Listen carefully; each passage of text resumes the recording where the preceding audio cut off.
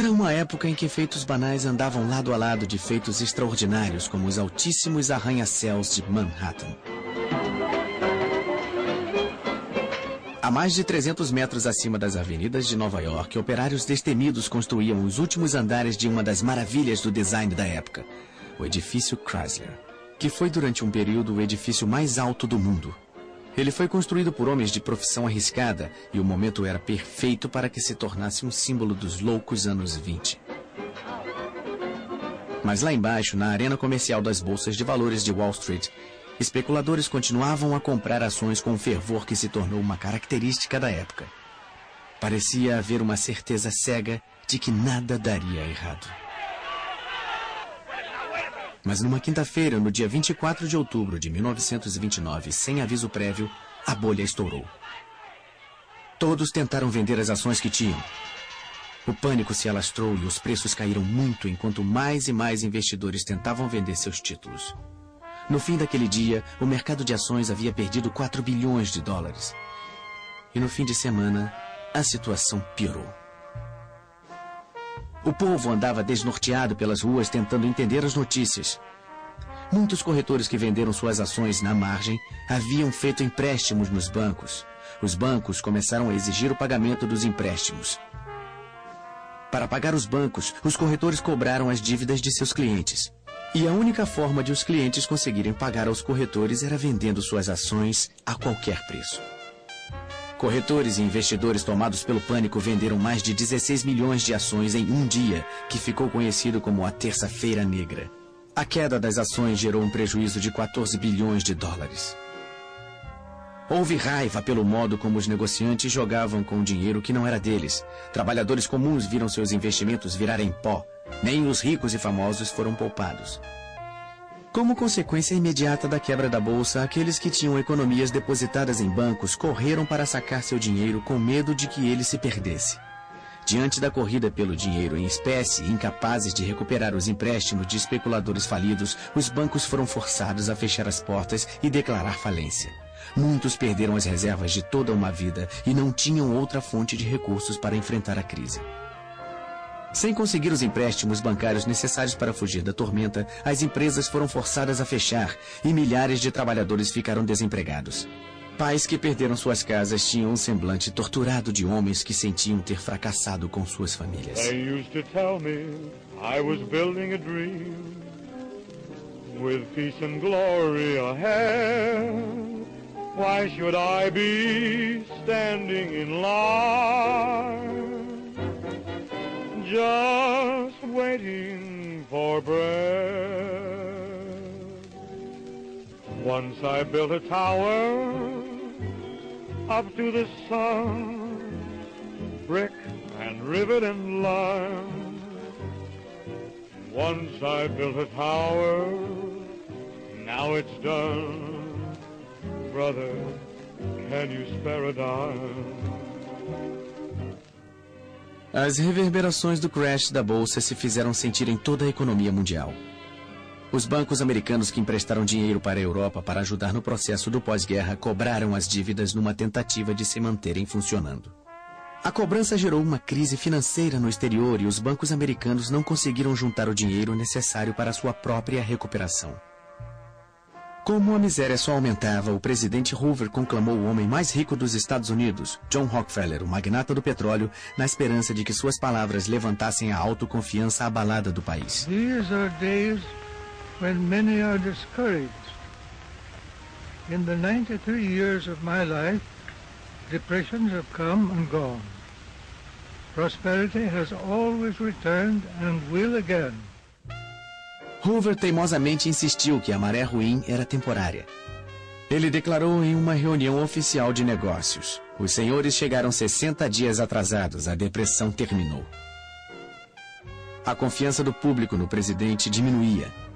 Ele então convocou um importante economista, o professor Babette, para aparecer com ele em um cinejornal. Mas não foi muito convincente. The country is very fortunate in having at the head of the nation at this time a mastermind such as President Herbert Hoover. Como a depressão se agravava, muitos cidadãos passaram a odiar Herbert Hoover. Aquele que havia sido o símbolo da prosperidade se tornou o bode expiatório do declínio econômico. Sua declaração de que ninguém estava passando fome e de que os desabrigados nunca haviam comido tão bem soaram cruéis e insensíveis. Sua aparente disposição em salvar empresas e bancos e deixar que os indivíduos se defendessem sozinhos parecia confirmar sua indiferença. Novos termos entraram para o vocabulário do povo. Hoover Stew, para a sopa servida aos pobres, e Hoovervilles, para as favelas onde as pessoas se abrigavam em barracos improvisados. Apesar de tudo, algumas donas de casa em melhor situação se uniram para ajudar quem passava fome. Elas compravam uma certa quantidade de mantimentos e doavam para as famílias necessitadas uma porção que era distribuída por equipes de voluntários. Share a Meal, como era chamado o movimento, era um sistema arbitrário que não tinha o apoio do governo.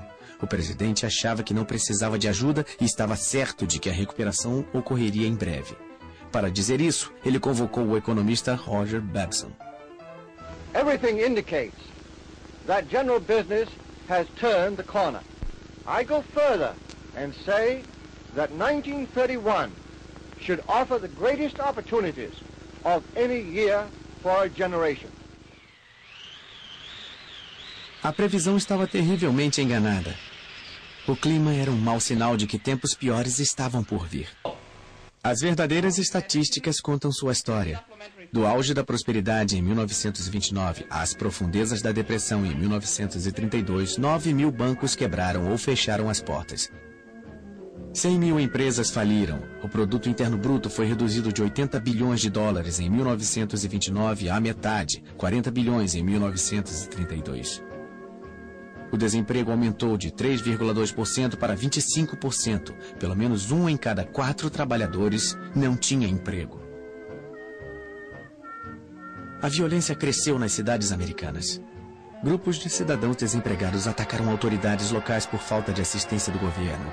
A população fez manifestações contra o pagamento de aluguéis e passeatas contra a fome, mas foram os veteranos de guerra que protagonizaram o protesto mais violento da época. No verão de 1932, o Exército da Bonificação, um grupo desorganizado, formado por 15.000 desempregados veteranos da Primeira Guerra Mundial, foi para Washington reivindicar que suas bonificações, que seriam pagas em 1945, segundo o acordo original, fossem pagas imediatamente. Nós fomos heróis em 1917, mas agora somos vagabundos, disse amargamente um veterano. Quando a passeata voltou para o acampamento, o presidente Hoover convocou as tropas de choque lideradas pelo general Douglas MacArthur e pelo major Dwight Eisenhower para evacuar a área. O conflito que se iniciou deixou centenas de manifestantes feridos. As imagens dos cinejornais registraram um espetáculo perturbador do exército dos Estados Unidos disparando contra cidadãos americanos. Os veteranos voltaram mais tarde tomando as escadas do Capitólio enquanto cantavam "Vamos mostrar a eles que somos americanos". A popularidade de Hoover despencou ainda mais. No final de 1932, o eleitorado finalmente perdeu a confiança nele e elegeu com grande vantagem Franklin Delano Roosevelt. Chegavam ao fim 13 anos de domínio republicano. No dia 4 de março de 1933, Franklin Delano Roosevelt foi empossado presidente dos Estados Unidos. Roosevelt convenceu a população de que a depressão poderia ser vencida e deu ao público de todo o país um slogan memorável.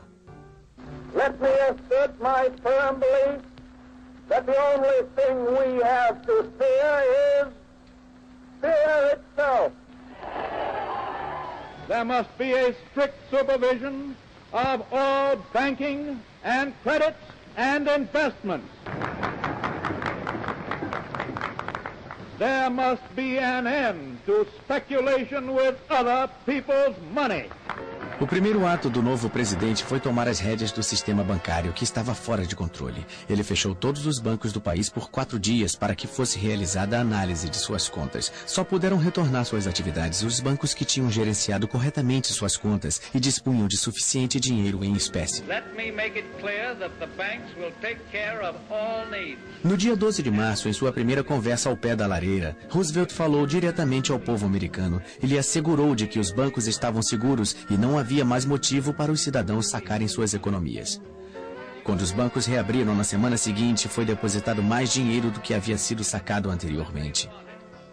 A crise bancária havia terminado. The phantom of fear will soon be laid.